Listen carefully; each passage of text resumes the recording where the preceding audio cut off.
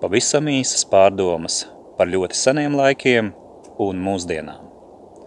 Kā zināms no arhīviem, senos laikos cilvēki bija maz izglītoti, pēc mūsdienu standartiem vērtējot, vai arī pat bez izglītības, un viņus padarīja par vergiem, viņus eksploatēja.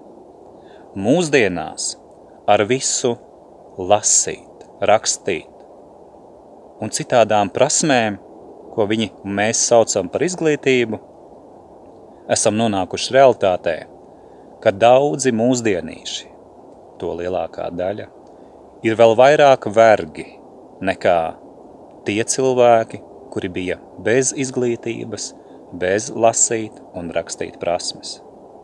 Tad kur tad ir tas dažkārt pieminētais progress un attīstība? Un te jau tas arī ir. Ir un īsts progress un arī īsta attīstība, proti verdzībā. Vai tāda ir tava valsts, un tu tajā piedalies, maksājot neskaitāmus vergu nodokļus?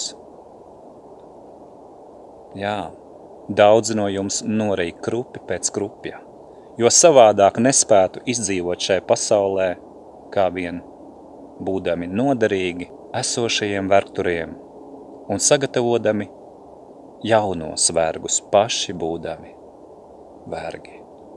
Tādā realitātē dzīvojam.